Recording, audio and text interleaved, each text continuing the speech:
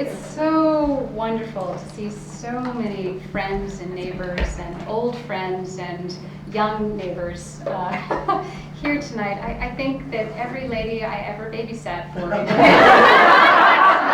audience, the horrifying thing is their children are now all in graduate school. When I last saw them, they were infants. So it's been a while, but as always, it's lovely to be back in town and lovely to be among friends. And thank you for extending this invitation for me to come here tonight. It's a great pleasure, and I appreciate it.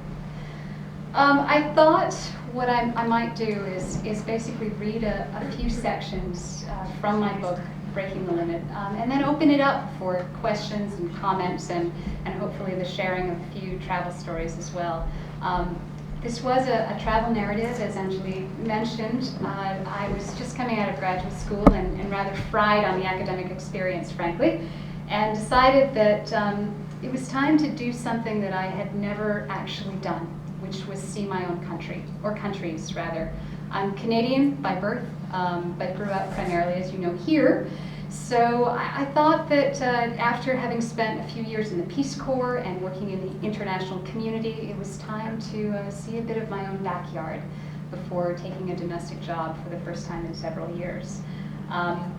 So the day after graduation, threw a leg over my Sportster 1200, it's a Harley Davidson, affectionately known as Lucy, and took off north and west, all back roads, secondaries and tertiaries, to see the continent at roughly 40 miles an hour. I was on the road 2.5 months and did 15,000 miles, and as a terminus, ended here in Carlisle, down on Concord Road, where I grew up and where my parents still have their home. So I'd like to read you a bit from the beginning about what the thought process was for launching into something like this, what it means to drive a motorcycle. There's a couple of bikers in the back, Dave Lasky among others, who's a former classmate of mine, is all kitted out in his leathers, and I see we've got a couple of other folks with their helmets too, which is great. But for some people, this driving a motorcycle is a highly irrational thing to do, and I just wanted to hopefully give you a sense of what that means. Followed up with kind of a day. Each day was a little bit different, so I'd just like to tell you a little bit about one of them, and just to wrap up with what it meant to be coming back into Carlisle again and what my thought process was at the time. So this is from the very beginning. You should all know that my friends and family, my parents especially, thought that this was not a great idea. And there was much discussion of the possible ramifications of this sort of experience. So, aren't you afraid? Sometimes when people asked, I suspected that they had seen too little. Their questions sprang from a provincial sense of safety at home and from fear of the unknown. Who knows what dangers exist out there? Stay home and stay safe. Aren't you afraid? Sometimes when people asked, I suspected that they had seen too much. Their question transferred their fear for their wives, for daughters, for themselves, onto me. Look at what is in the papers and on television.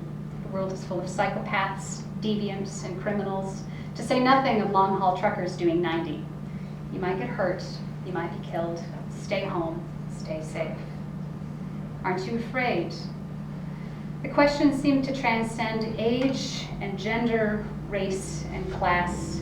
Strangely, however, the question of vulnerability, of the unknown, did seem to be mitigated by region and landscape. I heard it frequently in the densely populated metro corridors of the east and the west coasts. I heard it less often on the huge green surges of the Great Plains and the Canadian Shield. And in the overwhelming glaciated landscapes of the far north and west, I heard it only rarely.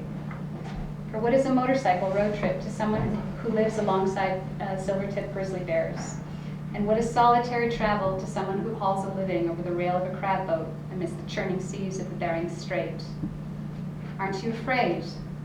I suppose it's a natural question to ask of a young woman driving alone in a great circle through the far reaches of the North American continent, from New Jersey to Alaska and back on a motorcycle. Not too many men and fewer women attempt such things. Had I answered honestly, which I did only rarely, I would have said, yes, I am afraid. I'm afraid of not living before dying. I'm afraid of not seeing and of not knowing. There is fear in living this way, in traveling this way, but there is greater fear to be found in not doing it. So why a motorcycle? Driving a motorcycle is a sensual, visceral, and immediate experience. It's the blast of air parting in an almost physical way around your body. It's the feel of heavy steel machinery between your thighs and knees as you move through turns, running a good road on a clear, warm morning.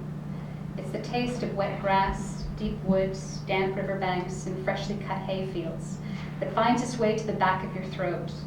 You know and experience what is around you and feel the very sensation of motion itself in a way that you never can behind the wheel of a car. In a car, you drive a road. On a motorcycle, you feel it. On a motorcycle, every rise and dip, every change in surface or cant, every turn and straightaway is a temporal and physical experience. In a car, you are enclosed, removed from what is without by the machinery that moves you. The windshield, the air conditioning, the heater, the radio, the upholstered cradle of your seat, the locked doors, the surrounding frame, they all separate you from the reality of the road and weather. On a motorcycle, the machine and the environment are an integral part of the experience. Coming home in the afternoon, the sun touches your shoulders with great warm hands. And somewhere in the middle of a long day of riding, especially on the curves where lean and torque, body and bike angle, gravity and speed determine the physics and the line of movement, the machine becomes an extension of the body, a melding of what is human and what is mechanical. I've heard the criticisms and they are true. On a motorcycle, you trade safety for sensation, enclosure for exhilaration. A steering wheel, an airbag, and roll cage are, however, poor substitutes for the motion and the freedom of a motorcycle. As I moved across the country, I kept in touch with my folks back here in Carlisle, mostly through internet. I think largely as a result of the Clinton administration, every library in every podunk town between here and the Yukon is wired with internet. Now, they may be open only on Thursdays from 2 in the afternoon until 5, but it's there. And if you sweet talk the librarians, as I suspect librarians are from some vast and warm family, some of whom are represented right here, they will let you in. So I was able to keep in touch with the folks. And I think as I moved across the country, and you'd have to probably ask them this yourselves, but I think their level of anxiety came down as they saw that this was a really marvelous and worthwhile and affirming experience. And I just wanted to give you a sense about what one of those days were. They were all different. Some of them were excruciatingly difficult. Most of them were overwhelmingly beautiful. And this is one from a place that starts actually in Cheyenne Wells, which is on the Kansas side of the Kansas-Colorado border. Given the heat of the preceding days, it was surprisingly cold as I saddled up to leave Cheyenne Wells at 5 a.m. It was, however, a blessedly windless ride across the prairie, passing through Kit Carson and Wild Horse to the day's first gas and coffee stop in Hugo. I was alone in the pink and gold wash of early morning light, save for the occasional antelope lifting its head at the sound of Lucy's engine. Lucy is my motorcycle. On the outskirts of Hugo, a repair shop advertised on a peeling wall. We fix anything from daybreak to heartbreak. It was closed. Route 24 followed the curves of the Big Sandy Creek and a southwestern slant into Colorado Springs. The pavement was patched where frost heaves had been dug out and resurfaced, which made for less than smooth riding, but there was no traffic, and I was able to maintain a steady 60 miles an hour. Fast and free, the very antithesis of the previous day's crawl. Pikes Peak, gateway to the Rockies, rose like a huge headland in the distance as the last undulations of an enormous sea of grassland flowed under Lucy's wheels. I felt like a sailor who sees the pier in the distance as we roar towards the beachhead of the mountains. Looming red sandstone formations towered over Colorado Springs in the 7-Eleven parking lot where I pulled in to remove a layer of clothing in the rapidly warming day. A cyclist, a dark, wiry man with deep-set eyes and a hawk nose, walked across the pavement to have a look at Lucy. He had recently arrived from Cincinnati, he said, to train in the mountains for 2 weeks. The lower levels of oxygen at higher elevation could lead to a better cardiovascular conditioning and an edge in the low altitude amateur races that he rode. This is my vacation, he said. The rest of the year I work on the rails. Really? What's that like? Well, paused for a moment and looked at me with eyes that suddenly seemed hard. There are women moving into our jobs, and it really burns some of the guys up. Can't say I blame them. Oh, why is that? Well, there are some things that women shouldn't do. He stepped back and looked at Lucy again, critically. It ages them. There was challenge in his voice, bait, and an argument that I had not started. I lifted my coffee cup to him in a mock salute and gave him the biggest, most false smile I could muster. Here's to staying young. I took a last sip and tossed the dregs into the shrubbery.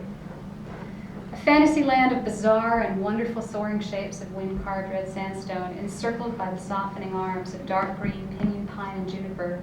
The Gardens of the Gods is wedged between the city of Colorado Springs and the mountains behind it. A railroad magnate named Perkins bought hundreds of acres of the surrounding land in the last decade of the 19th century for a summer house that he never built. And in 1909, the Perkins family donated the land for use as a public park.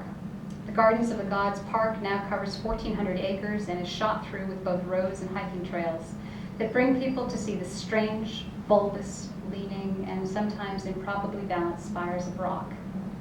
Colorado does not have a helmet law, and as it was more than 80 degrees in the bright mid-morning sun, at the entrance to the park loop I stopped, took off my helmet, and drove the slow curves of the park road in my tank top, mirrored sunglasses, and gloves. I felt strong and free, and was relieved to be in the shelter of the mountains again. As magnificent as the plains had been, they were like an ocean, vast, treeless, and exposed, and there in the shadow of those red spires, I felt like I was once again on terra firma. The sun stroked huge warm fingers across the bare skin of my shoulder blades and back, and in Lucy's side mirrors I could see the curve of newly defined muscles in my upper arms and shoulders.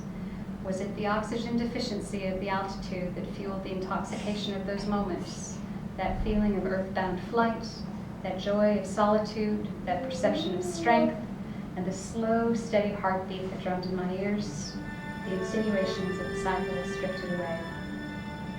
Helmet and jacket back on, I left the park and headed for high country. On the edge of an open mountain, dotted with wildflowers, the trees began. They shifted with the altitude from firs to aspens until nearly all the vertical forms at roadside shimmered in gray bark, slender and crowned in a flagellation of tiny, rounded leaves that flashed silver and green. In Larsen, I stopped to eat lunch, sitting amidst the dry crackle of parched vegetation on an embankment beside a church. Despite the dryness of the soil, the carpet of sage that surrounded my picnic spot was fresh and fragrant. I lay back, stretching out on the ground, rolled a bit between my fingers, and inhaled. Most motorcycle trips are olfactory experiences. I think it's true what I've heard said, that only bikers genuinely understand why it is that dogs like to ride with their heads, tongues lolling, ears flapping, and noses sniffing out the windows of cars. The wind carries with it 1,000 observations of the land that it brushes over. I'd spent the last 11 days breathing the continent in. The forests and lakes of the east left the perception of dying pine and soft, wet leaf mold in the air. Corn springing from the black earth of Iowa and Missouri had a heady, fecund scent, and the smell of growing wheat is different when a cool breeze shakes the heavy dew from its golden heads early in the morning, and when it bakes in the sun in the late afternoon. It is the same plant, but each scent is entirely different. In Colorado, it filled the air in the climb up towards the central ridge of the Rockies, where the clean, dry scents of meadow grasses in the sun, sage at roadside, and the upwelling of fir trees from the valley. Wilkerson Pass at 9,500 feet lays out a prospect of the whole of the western Rockies below. I stopped and took a short walk up a gravel path near the closed visitor center to Puma Point to see the view.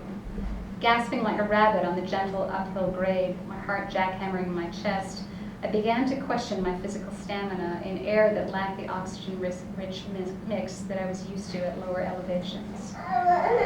Breathing heavily, I reached the overlook and caught my breath again, this time in wonder.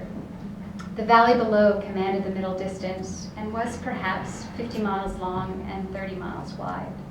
An entire mountain range reared out of the central plain like castle ramparts surrounded by a moat of prairie. The South Platte River glittered, a snaking stream that connected the still blue pools of the Antero, Spinney Mountain, and 11-mile canyon reservoirs. The dark firs of the Pike National Forest swept down the sides of the mountains to meet the gold of the valley grasses. It was spectacular country. This book is also, it's a little bit more than just a travel narrative. It's also a memoir that deals with issues of family and in a rather personal way. For those of you who don't know or haven't read the book, I was adopted as a child. My parents, Doris and Niels, people who loved me, who raised me, and who gave me a home and a family and a sense of self and an education and all of those things that create us as people are not my biological parents. Having said that, they have always been, in the truest and most fundamental sense, my parents. They are my sense of home, they are my sense of self, they are my identity in a lot of different ways. However, in the last semester of graduate school, I ran into a health problem that mandated essentially that I make some contact with my biological relatives. It was something that was enormously frightening and enormously risky from all kinds of perspectives. And I give my parents in particular a great deal of credit for accepting those contacts that I needed to make and for valuing and honoring those connections as they developed. One of the interesting things about these phone calls that I needed to make that last semester of graduate school is that when I made them and when I actually started talking to the people who were my biological relatives, they not only gave me the information that I needed, but also invited me to come and meet them. They live, most of them, scattered up the western side of the Canadian, the nation of Canada, in British Columbia and Alberta. I told them that I was doing this motorcycle trip, and they said, "Why don't you stop in and see us?" And I did. And part of the book and part of my life now also includes those biological family and those connections. But that definitely was a big part of what made this trip what it was, that kind of a family examination as well. And was a big part of my thought process as I came back here to my childhood home, to Carlisle, to the place where my parents raised me, about what had this whole experience been.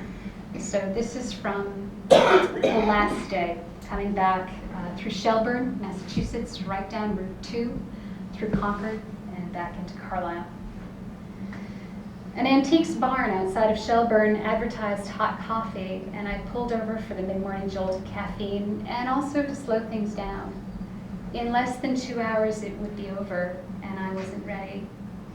3 bikers with their highly polished chrome and steel gleaming in the sun pulled into the gravel parking lot as I sat on a veranda bench drinking my coffee and watching the dust devils swirl and dance. "Hey!" One of them greeted me with a lifted chin and a rakish smile as his bike fell to silence next to Lucy. He unbuckled his beanie helmet. "Is that yours?" "Sure is." Another motion to the luggage. "Are you traveling?" I nodded. "East or west?" "East." "Too bad, we're going west to Lake George. You could have come with us." He paused and then laughed. "Why don't you?" He was half joking, but not quite. "One of the guys canceled out and we've got an extra space in the hotel. You could ride with us. We're good guys. It'll be fun." I looked at him for a long, silent moment, smiling at the flippant invitation that I knew would become serious if I made it so. It would be so easy to just turn and ride out again toward what I knew, the open road, the easy friendship of other bikers, the miles humming under Lucy's tires. What was I going back to? I had no home of my own. My parents were still away at the lake. My biological family was scattered up the western side of the continent. I was happily unemployed, and my new job wouldn't start for another 3 weeks. Start, that is, if I decided to show up at all. Why not stay out and do something that I loved? Ride west again until the cold weather settled in, maybe go south, and then decide what to do. The fantasy flickered bright and hot for a few seconds and then burned out. The circle was almost complete. It was time to end this run. No, I shook my head. It's tempting, but I can't. I'm almost home. We talked for a few minutes of what a perfect thing it was to be out on a motorcycle on a beautiful road, and how they would spend the day driving to Lake George and the evening drinking cold beer together. Although I didn't say it, I knew that I would spend my evening in solitude. It was as it should be. Drive safe, shiny side up, and then they were gone, open throttles roaring west. I threw a leg across Lucy's back to finish my journey as I had started it, alone. Later that evening, I sat on the deck with a bottle of my father's best scotch and a heavy bottom glass. What a great, mad, beautiful adventure it had been. I thought of what I'd seen and flipped through the mental images as though they were photos in an album. The rich black earth of Iowa, the great spaces of Kansas where grain silos rose above the prairie like castles, balloons rising over the San Juan Mountains, swimming in Crater Lake, driving Route 16 alongside the icy froth of the Skeena River, White Pass into the Yukon, fishing on the Kenai Peninsula, the bears near Laird River, and that beautiful, oh so beautiful wolf in northern Alberta. The quiet spaces of Innisfail that surrounded a symphony of emotion, the Icefields Parkway, Sunset Glacier, flying into the Sturgis night, my family in Ontario, the greenness of the Adirondacks, and now here, in the quietude of my girlhood home. And the people, such faces and such stories. There were the farmers of the heartland who spoke of their lives and of their communities. There were the native men who cared for their heritage and saw that it grew strong and straight, and who carved their history into the rosy trunks of old-growth cedars. There were the fisherwomen, the adventurers, the bicyclists, the dog mushers, the motorcyclists, the small business owners, the mothers, and the grandfathers.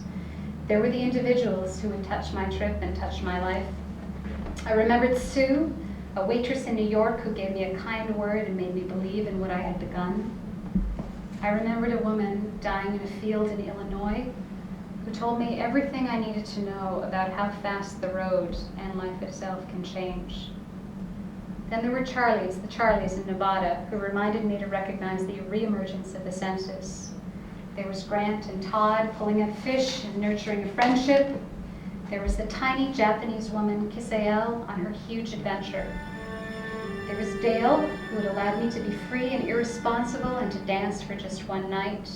There was the welcome and the warmth and the working through of all the pain and loss and discovery and reunion with my biological family, Gloria and her sons, Dave and Colleen and their daughters. How much each and every one of those people had taught me. And in the end, what did I learn? The North American continent is indeed a fantastic and varied landscape. I had seen only a fraction of it, and it will take me a lifetime to see even a fraction more of what it offers. The Americans and Canadians that I sought as unique cultural entities I never found. Rather, there was regionalism, ties that bound families and communities to the land and to one another by circumstance, by choice, and by love. The biological links that I sought to clarify were still emerging. In Gloria and Dave's welcome and warmth and openness, and in my own parents' acceptance and support, I had learned that relationships that bind, the relationships that are critical in any family, are those of love, of commitment, of respect, and of communication. These are points of connection that are open to every family, regardless of biology, regardless of the distance between members, and regardless of the schisms of time and emotion. On the open road, I learned to accept each day for what it brought and each turn for what it revealed.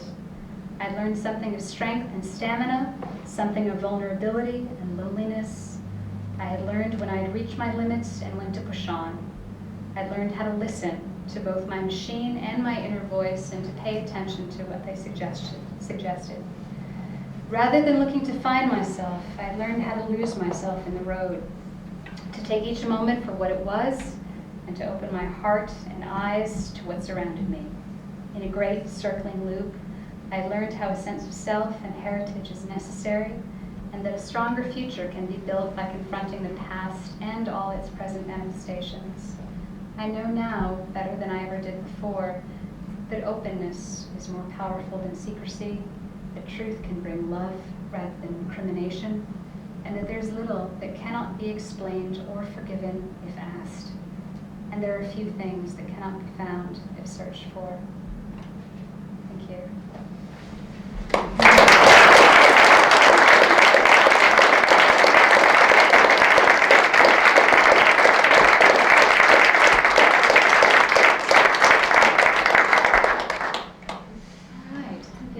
Small at this moment. Does anyone have questions or a story they want to tell or a great road? Yes. Do you still ride your motorcycle? The question was, do I still ride my motorcycle? Absolutely. Yeah, it's something that I've developed a strange, addictive, and ultimately affirming relationship with. It's done a couple of big trips since this. I took the bike from Jersey down to the Florida Keys and back. I've done a bit of it. I'm married now, which is lovely as well, to a biker, which is even better. So some of my solitary traveling ways I haven't done as much of that, but I'm now traveling as a duo, which is something new and marvelous as well, which I really appreciate. Thank you. Hi. She's my neighbor. Why did you take the trip? Hi, Val. The question was, why did I take the trip? Part of it was I had been living overseas for a number of years. I've been in the Peace Corps. I've been doing some work in the international community. I've been out to Azerbaijan and down to Mozambique. And I was beginning to get this very odd feeling that I knew a lot more about the Caucasus and the Balkans than I did about the Rocky Mountains. And that I had been across the deserts of the Middle East and into Jordan, but I had never seen the Southwest. And it was just beginning to seem very strange to me, and as I entered my 30s, that I knew more about other people's countries than I did about my own. And I had this wonderful window of time, a whole summer, to do nothing but goof and travel. And I think these opportunities come so very rarely that it's either important to, number one, make those opportunities, or number two, take them when they arise. And there it was. I had a summer to go. And so I went, just to explore, just to see. Thanks, Beth. Yes? What do you take with you on a trip of that size? The question is, what do I take with me on a trip of that size? I had no money, so so cash was sort of a problem, which defined the way I traveled. I carried a tent, and with the exception of, say, 5 or 6 nights where the weather was truly objectionable, like tornado warnings, I was under canvas. So all the camping gear, tent and sleeping bag, bedroll, that sort of thing, 1 extra change of clothes, a good rain suit, and not very much else. I was pretty ratty and pretty dirty, frankly, by the time I got back to Carlisle. But So not a great deal, really just enough to kind of get you from one day to another. I didn't carry anything in the way of cooking stuff. I would do my sort of one big meal in the morning in diners. Diner food and breakfast food is great in that it's cheap, and it's also a time of day when people seem to be willing to talk to total strangers who happen to be sitting next to them. So I'd go into a diner, learn a little bit about some little town that I was coming through, and then just move through the rest of the day on yogurt and candy bars and beef jerky and just keep going. So, thank you. Right. Yes. How many nights were you put up in random people's houses? I mean, would it be 10% or 5% or? The question was about random people's houses. Actually, in that respect, 0%. I spent, let's see, 3 days with my biological mom in BC and another 3 days with my biological dad in Alberta. But aside from that, I was on the road.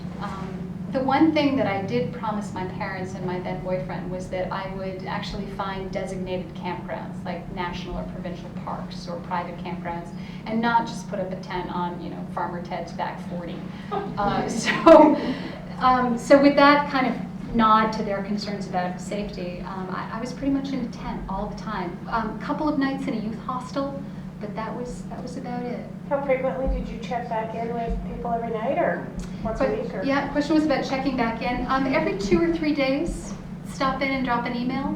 I also had, I've never carried a cell phone, and I didn't on this trip either, but I had a calling card, so every couple of days I'd make a call home, either to Jersey or to Massachusetts, and check in as well. Again, I try and understand what my parents were feeling. As a non-parent myself, I'm incapable of fully grasping their horror at this particular time. My mom rather famously said that one of three things was bound to happen, that I would either be raped, robbed, or run over by an 18-wheeler. The option of actually surviving this really didn't enter her mind at the time. But having said that, again, as I went through this and kept on checking in, and I saw the most wonderful thing today, and this woman was so kind to me, and listened to this great thing that just happened, I think, and again, you'd have to check with them, I think that their level of anxiety came down, and they were able to begin kind of enjoying and appreciating this experience along with me. Frankly, when I started this, writing a book was not something I had ever planned. I kept a very close journal, more because I wanted to share with them when I got back what this experience had been, because I knew they didn't like it, I knew they were concerned about it, and I just wanted to show them in all of the beauty and vividness of what this journey had been all about, and hope that they could gain a little bit of, appreciation is not the right word, but they might begin to value this as I did, which I think they did. Hi. One thing about rape, rob, or run over by an 18-wheeler. I think, I'd like you to check this in the book. The first time you put that in there, it was rape, rob, and run over.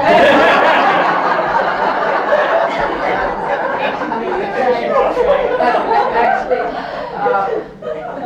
another story that Ernie just reminded me of, did you ever know Lisa Hendry? Yes, I did know Lisa. Because she rode her bicycle across the country by herself. I did not and know that. And a story she used to tell was that she would come into a town late in the day, and she found that the best thing to do was to go to the local library and ask the librarian, do you know any place where I can stay? And she said, invariably, they said, come home with me. Librarians, they are the salt of the earth. They are the kings and queens of culture and humanity. They really are. They guard these treasure houses of sort of knowledge and culture, and I think it expresses in their personalities as well. Absolutely. That's a great story. Yes. Is that your first book, and is this a new career for you? The question is that my first book, and is this a new career? It was my first book. I'm not a writer by trade or by training. Is it a new career? I really thought that I could write this one book and just step away from it. Unfortunately, I found myself creeping downstairs to my computer at odd hours and typing things up. I think there's another book or two, maybe three in me. Having said that, I'm currently employed. I'm a high school history teacher in Montpelier, Vermont. Currently on April vacation. Yes. So I'm also enjoying being back in the classroom. I took a 5-year hiatus from teaching, and I'm really appreciating being back in that environment again. Did you have a computer with yourself during the trip? Question was, did I have a computer? I did not. I kept a journal, just sort of pen and paper, but that was it. A lot of photographs as well, and just kind of transcribed when I got back home. Sal? I'm curious about the feedback of the book. Has there been a difference in people's feedback, between males and females? The question was about feedback on the book and sort of gender-related things. There has been. No, it hasn't been universal. I've had several men wonder why I kept harping on the gender thing. Why is it you tell so many stories about people commenting on girls and bikes? Mostly because it happened every single day. I mean, literally, gender was a big theme. It's just that the whole motorcycle subculture, there are growing numbers of women who race and ride and tour. There's one of them here tonight, but it's still very much of a man's world out there. So what I was doing was somewhat anomalous and attracted attention. So there was always, every single day, somebody made some comment about girls on bikes, and aren't you too small to drive something like that, and these sorts of things. But having said that, I think both for men and women, it's also a book of possibilities, I hope, in best case scenarios. Whether or not it's well written, I'll leave that for you guys to determine. But what it does, I think, say is that these windows to explore, to push one's boundaries, can be opened. You can either make them or take advantage of them. And some of the most affirming feedback that I've gotten from both men and women is the stuff about kicking through the fear and also putting aside time to do something that is a dream, that might not be meaningful to other people, might make the rest of your family really nervous, but to determine what it is that you think is important and how you can grow as an individual and to pursue those dreams. And that's the best kind of feedback that I've gotten from both men and women. So. I just want to say I think it's beautiful, lyrical writing. It's just wonderful. Thank you, Mrs. Davis. Mrs. Davis was my English teacher.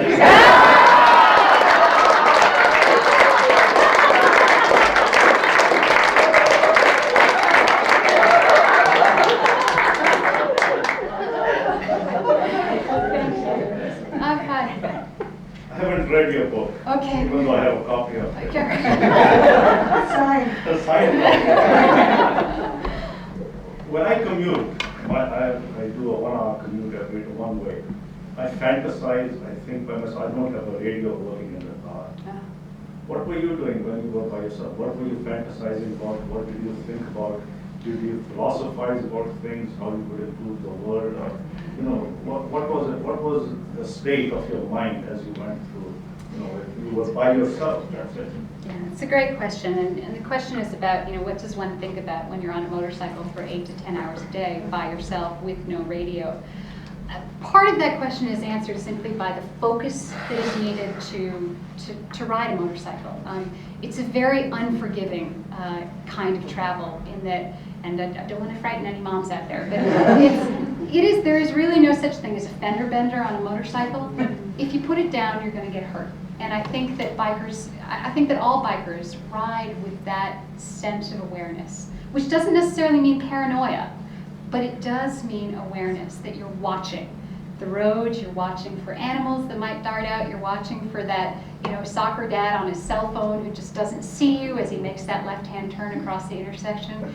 It's that kind of a focus, which in some ways is marvelous and leads to reflections like this because you really do notice and remember these things that you're seeing. So part of it is the moment to moment, you know, just being aware of all of those things that are going on around you, which is immensely entertaining.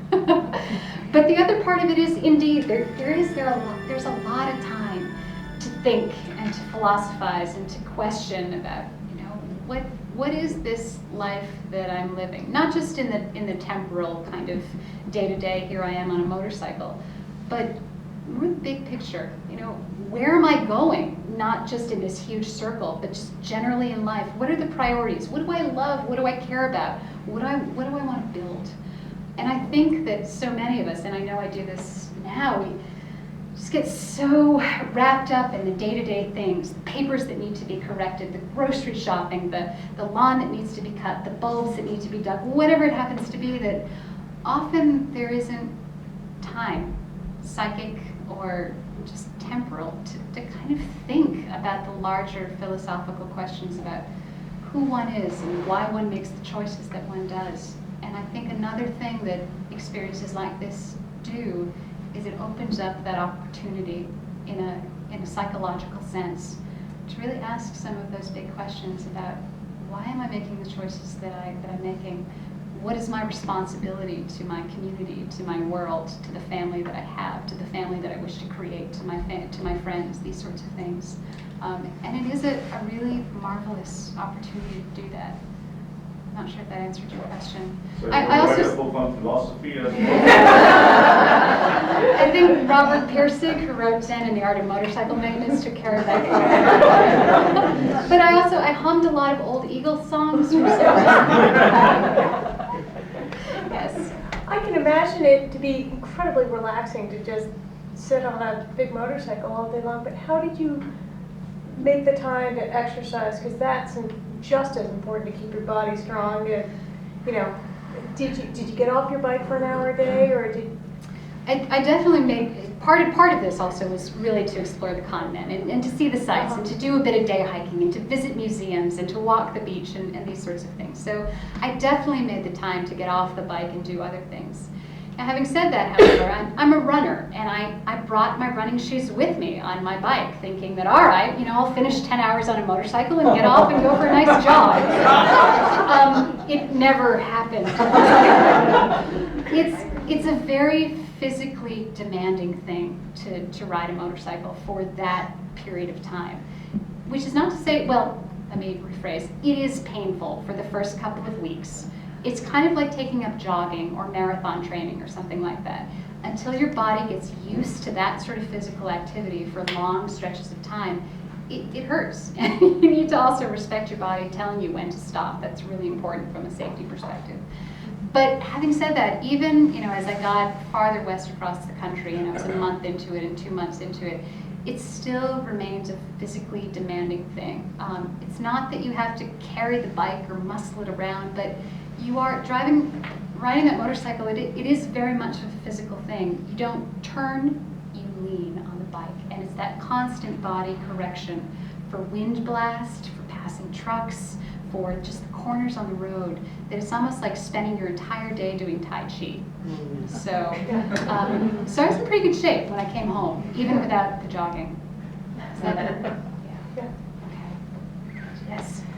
How did you plan your route? Did you map out, I'll stay at that campsite and that one, and I want to hit this and this, how far in advance did you plan it? The question was, how did I plan my trip? And the simple answer is I didn't. I had a rough idea of some of the things that I wanted to see. I really wanted to see Crater Lake in Oregon and to go to Glacier National Park and to see the Arches area around Moab in Utah. So I had these general ideas about where I wanted to go. And I also knew that I wanted to stay off the interstates. Interstates are great, obviously, if you want to get from point A to point B as rapidly as possible, but in my opinion, you don't see a whole lot except for embankments and taillights. So it was really, I had a Rand McNally Road Atlas, the big books, pulled the staples out of the back and just pulled the pages out and said, okay, well, I'm going generally west, and I'm here, and the squiggly road goes here, and would literally on a day-to-day basis just map out where I thought I would be going, following what would be marked as scenic roads on a Rand McNally Road Atlas. So I really, I had this summer, and I had a sense that I would kind of like to try to make it to Alaska, but didn't really know what that meant or how I would actually get there, aside from heading generally west and then going north. And there were always empty spots at the campgrounds? Not always, not always. Most of the time, yes. I would get to say 4 o'clock in the afternoon and start looking for a campsite.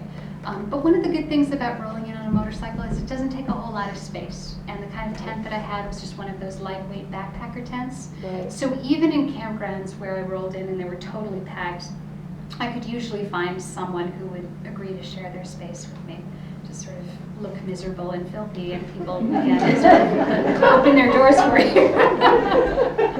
So I didn't have much of a problem finding a place to stay, even in that kind of haphazard form of travel. I know that kind of thing isn't for everybody. I definitely wouldn't recommend it for folks who feel that need to have much more of a schedule. And I think perhaps my haphazard style of travel, it's not very comforting, both to the people who love you and want to know where you are, and also on a daily basis. You never really know where you're going to end up, which in some ways is really liberating, and in other ways you hit the end of the day going, all right, we're going to sleep tonight, and it's a daily consideration. Do you have any mechanical problems? Question was mechanical problems. So you may or may not know Harley Davidsons do not always have the greatest repair records. And I truly thought that I was going to have to do some major kind of repair at some point. And I packed tools and spare parts, and I'm not a great mechanic. I can do my own basic maintenance. But that little bike, it's a Sportster 1200, 1993 hard-mounted engine. I never had a single problem. Not one. I was amazed. I fully expected something large to fall off somewhere. But it never did. Basic stuff, spark plugs, oil changed, bought a new set of tires in Sturgis, but that was really about it. solid, really solid. And how many days you're actually riding? Out of that, the question was how many days was I actually riding? Out of that 2.5 months, so let me see, say 75 days on the road, I was probably riding 65 to 68 days. 300-400 miles a day, something like that. Nothing huge. Has Harley called you for endorsement? The question was, has Harley called me for commercial endorsements? They have not, surprisingly. Although I've been doing quite a few of these book readings in Harley dealerships, which has been really interesting. You know, the bikers come out, these huge men in black leather and tattoos, and I gotta tell you, it's sort of a different audience.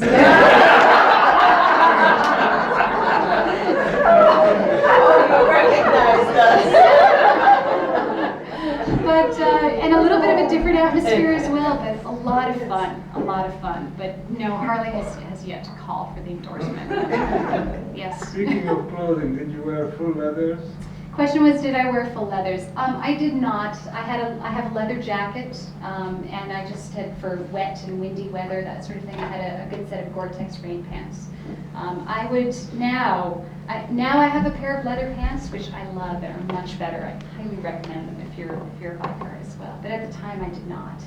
Just the jacket. Karen, I think I'm right in saying your parents didn't know about your bike for a while.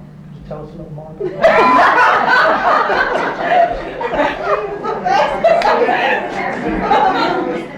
This is Dave McDonough and his wife Amy. Amy was my college roommate. Dave is her lovely Irish husband who enjoys giving me the Mickey from time to time, shall we say.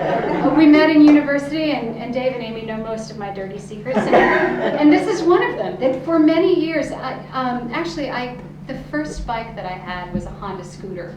This was in the late 80s. And I crashed it out on Acton Street.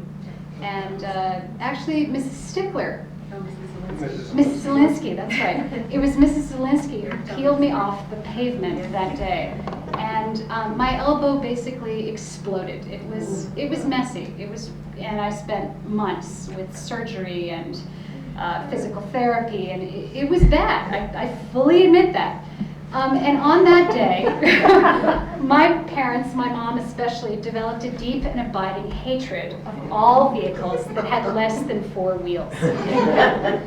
For some odd reason, I didn't. I really felt, even when I was in that cast, that I needed to get back on bikes. I just loved it. So I did the sensible thing to my 18-year-old perspective. I waited until I went to university, and then bought a bike and hid it. And for several years, had secret motorcycles, which is not very courageous, but I felt like, what they don't know won't hurt them, right? And this all worked very well until, actually I was going to Azerbaijan, and I was working in a district doing landmine removal and unexploded ordnance removal. And I had written effectively a sort of, I didn't think it was overly hazardous, but at the same time I wanted to make sure that, my really valuable things would go to the appropriate people if I managed to blow myself up that summer, including my motorcycle. So I had written a list and tucked it away in a box up in my parents' attic, and my mom claims that she was straightening things up. I think she was going through everything I ever owned and stored up there. And in the process, she came across a reference to a Harley-Davidson motorcycle that was supposed to go to a friend of mine if I didn't come back from Azerbaijan. So we had a very long family conversation after that. And that was, I think, when they finally realized that this, what they referred to as my latent death wish, was something that was not going to go away. And perhaps that, maybe they could start to accept it, which I'm not sure they have totally even so. But at least I'm not hiding motorcycles in the back of garages and barns anymore, which is better. Thank you, Dave.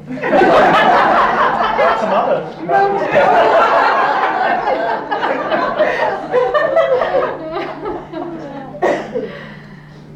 Excellent. Sal?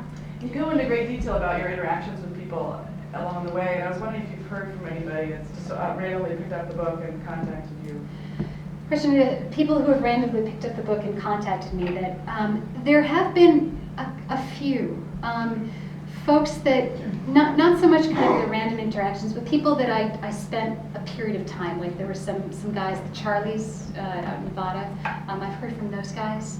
There was another fellow who actually, he didn't make the book, he got edited out, but he also read the book and dropped me a note the other day. But a lot of those people, like the fellow in Sturgis, Dale, I don't know his last name, and he never knew mine. And this was kind of the pattern, that you meet people and have these amazing 10 or 15-minute conversations with them, get a little bit of their lives, share a little bit of your own, and sort of move on. And there's this, which in some ways is wonderful. I know that there are all these people sort of scattered across the country that I had the pleasure of their company for 15 minutes, and hopefully they had the pleasure of mine, I don't know. But many of them know. I don't know whether they've read it or not. I hope they do someday, but I'm not sure. The question was, in terms of bad weather and bad road conditions, were there moments when I thought about coming back? For sure. There were definitely moments that I thought, this isn't fun. This is survival. And I could be doing a whole lot of other interesting things with my time than surviving, 60-mile-an-hour winds in the Great Plains, or just pounding rain, systems coming in off the Bering Strait. But I gotta tell you, the worst day on a motorcycle is better than the best day in an office. It's really.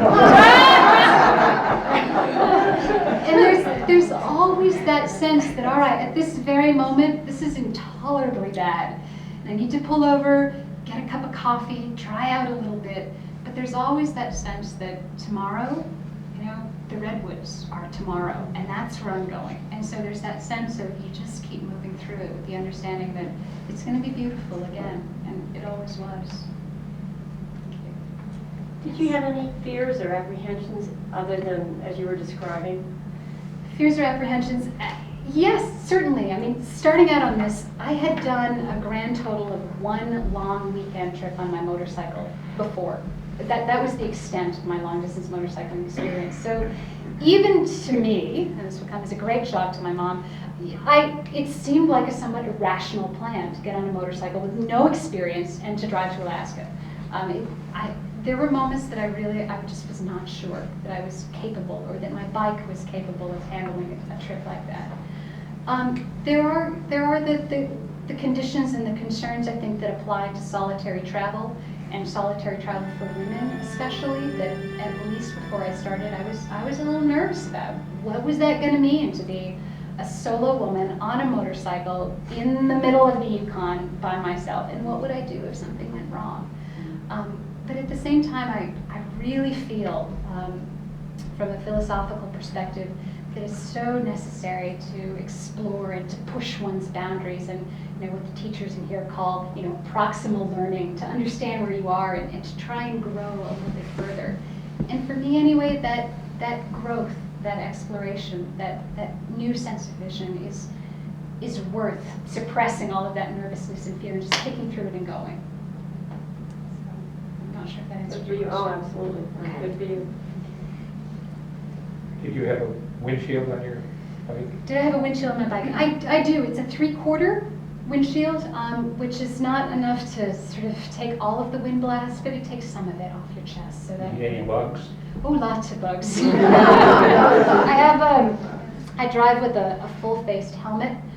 Part of that is safety, and part of it is insect considerations. I understand the whole kind of helmet laws suck kind of philosophy and making that choice for windsill, but at the same time, every time a grasshopper hits me in the face and explodes across my helmet, I was thinking, what would this be like if I wasn't wearing the helmet? Do you ride as well yourself? Not since I've been married.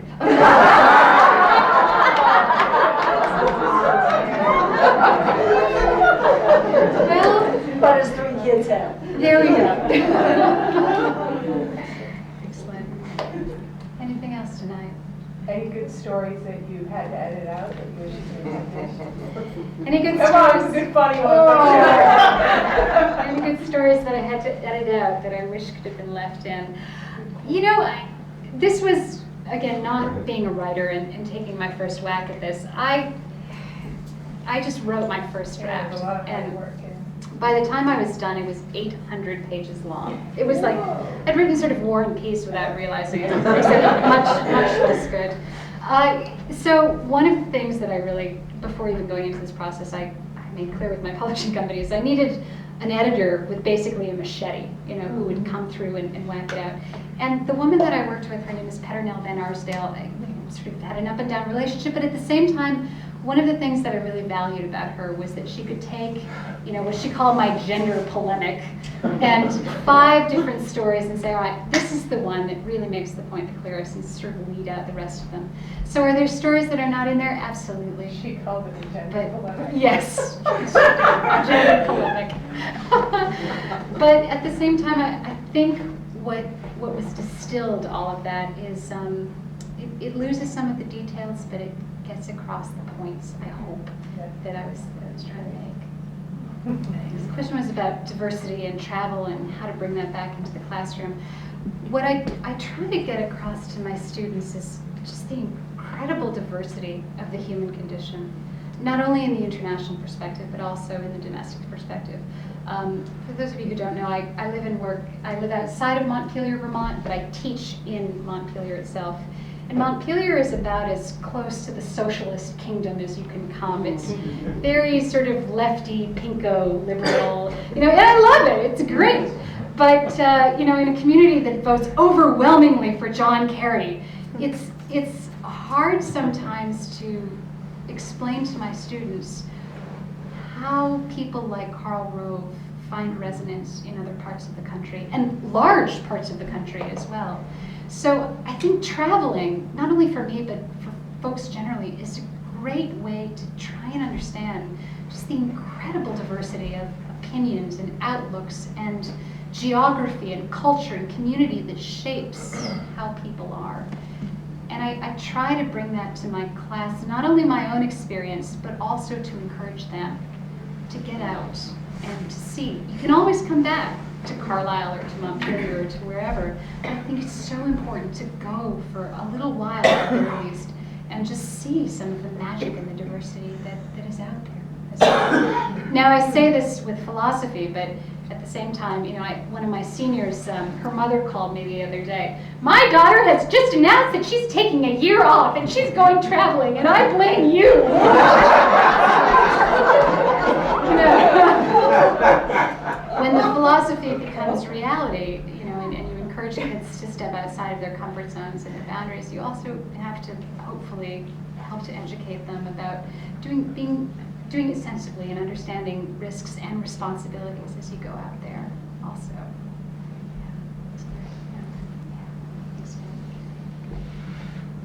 Other things tonight? I just want to say one more thing. You are really a true writer. Thank you, Ms. Davis. I appreciate that. Thank you. And not only a wonderful writer, but also just amazingly interesting speaker. Thank you very much.